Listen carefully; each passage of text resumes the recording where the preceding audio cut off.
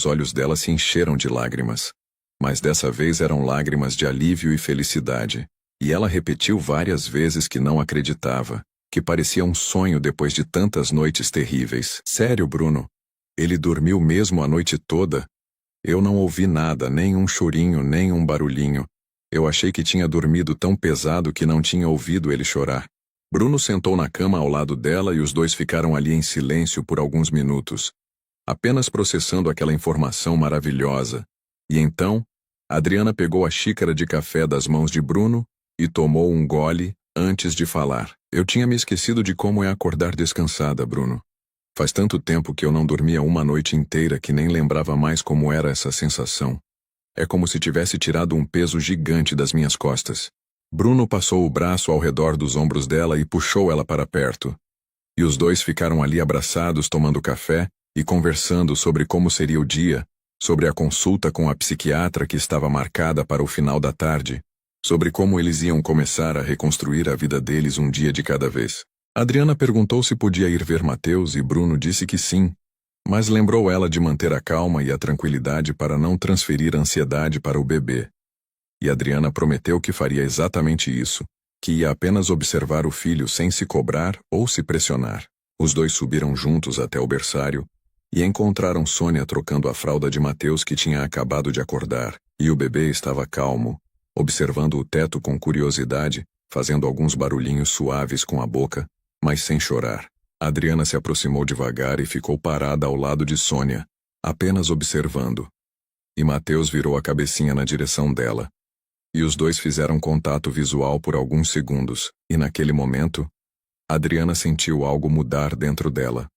Sentiu uma conexão se formar entre mãe e filho que tinha sido interrompida pelo desespero e pela exaustão dos últimos meses. Mateus não chorou ao ver a mãe como tinha acontecido tantas vezes recentemente. Ele apenas olhou para ela com aqueles olhos claros e curiosos. E Adriana sussurrou um bom dia para ele com a voz trêmula de emoção. Bom dia, meu amor. Você dormiu bem a noite toda, não dormiu? A mamãe está tão feliz de ver você descansado, tão feliz mesmo.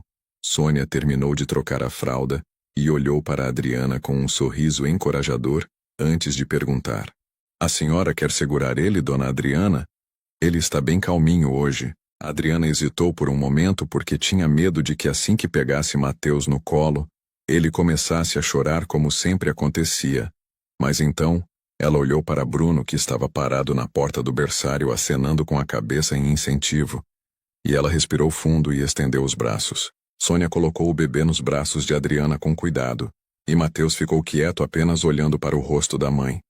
E Adriana começou a balançar de leve como tinha visto Sônia fazer, e para a surpresa de todos Mateus continuou calmo. Não ficou tenso. Não começou a se contorcer. Apenas ficou ali relaxado observando a mãe com uma expressão tranquila.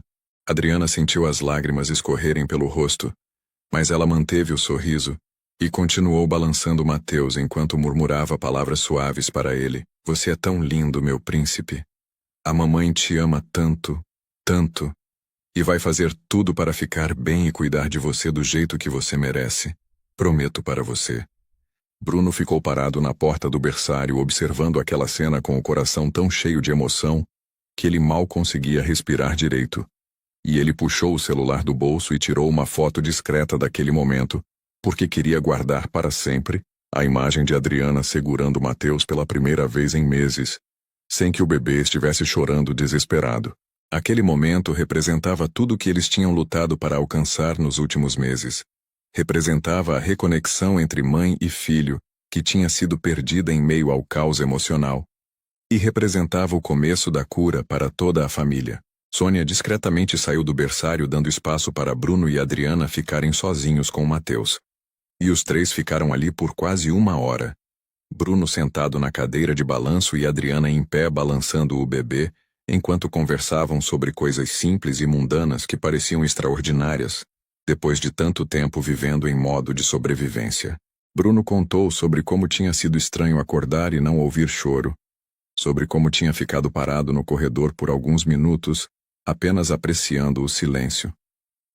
Sabe o que é mais louco? Eu acordei assustado com o silêncio. Fiquei com medo de que algo estivesse errado porque tinha me acostumado tanto com o choro constante.